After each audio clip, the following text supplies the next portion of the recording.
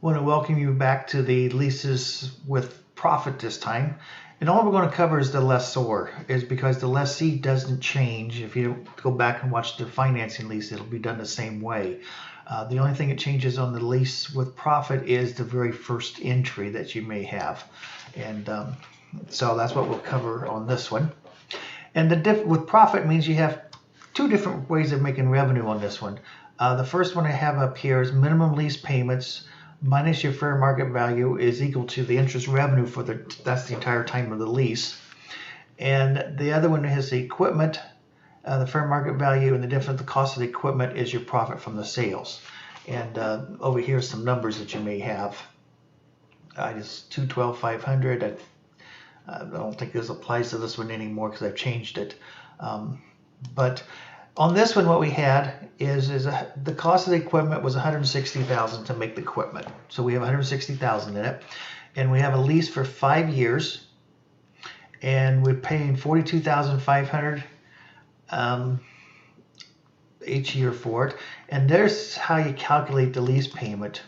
You'll get more than that in the next one, but you look at the payment you have, and it's the interest rate, which is the B12. And B9 is the term that you have, and then you look at the fair value, or your recoverable cost is how we like to word it, which is the 177,219. And of course, at the beginning of the year, so that's why it's the 1 in there. So the payment came up to $42,500. Okay, and that's the actual calculation of it right there. It's a payment function is what it is. So, okay.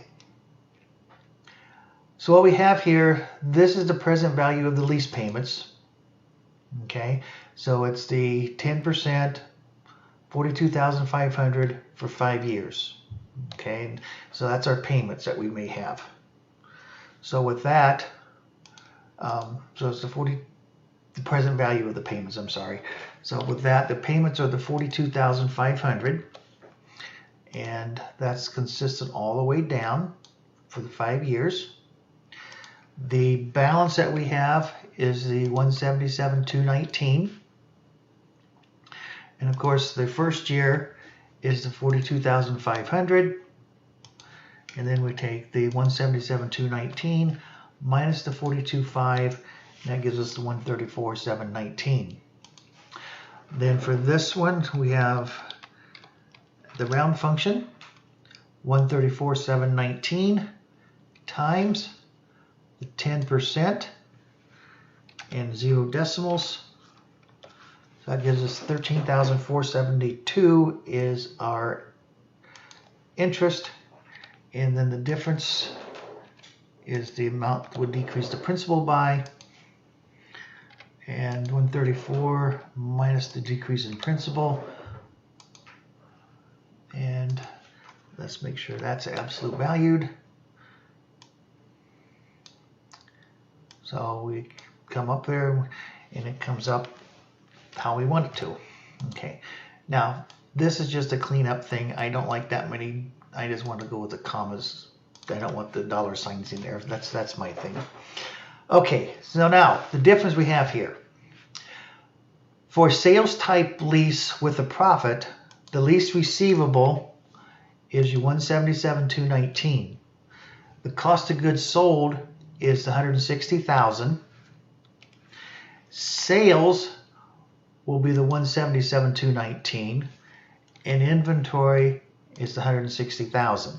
Okay, that's where the difference is at. Okay, so you have lease receivables, the present value of the lease.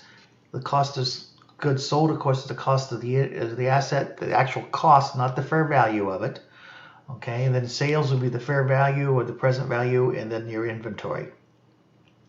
Now, we're going to get, if you have a guaranteed residual on here, this affects the lessor only with the guaranteed residual. We'll get more into that in the next one. But for a sales type lease, what you do for the guaranteed residual is subtract off the present value of the guarantee of the residual value, and you subtract it off from the cost of goods sold and sales. Okay, so that's what would change. So the present value of the guaranteed residual would be subtracted from cost of goods sold, and then the present value of the residual would be guaranteed residual would be subtracted from sales, and that's how you take care of that one.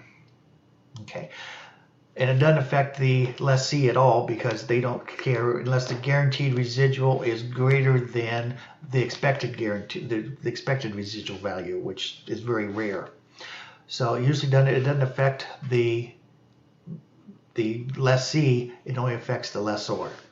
Okay, so what we have here then is cash of the $42,500 and the lease receivable is $42,500. And then for the first one, of course, the cash is $42,500. Interest revenue is $13,472, and lease receivable will be $29,028. And then you just keep going down.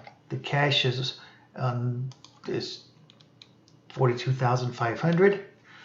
On the is $10,569 and $31,931. And on the 22nd, we have the 42.5, 73.76, and 35.124. And on the 23rd, we have the, well, not 23rd, 2023, 42,500. Interest revenue is 38.64, and lease receivables 38,636. Now you notice we don't have any depreciation on this because this is a sale, and just like all capital leases, it's handled as if you sold so the lessor would be the one to take the depreciation on it. And what we would have here, the lessor would do the same entries they did before with the balance of $177,219 because that's the present value of the lease payments. So the lessee would be, nothing would change from what it did from the financing lease, because that's what it is for the lessee, is a financing lease. So it starts from there, and then this would be your lease payable, cash, lease payable, interest expense, and cash. So it just continues on with it. So it doesn't really change anything with that one. Okay, so the only difference on this one would be the first entry here is what's different. You have a cost of goods sold and an inventory if you have a profit on your product. And this is basically for companies that manufacture the product and then sell the product and lease the product to somebody else. And that is leasing with a profit for the lessor. Like I said, the lessee doesn't change. You start there and you do it the same way you did the regular financing lease. All right, so that takes care of this one. And then the next one will be the guaranteed residual and probably the bargain purchase option, I hope.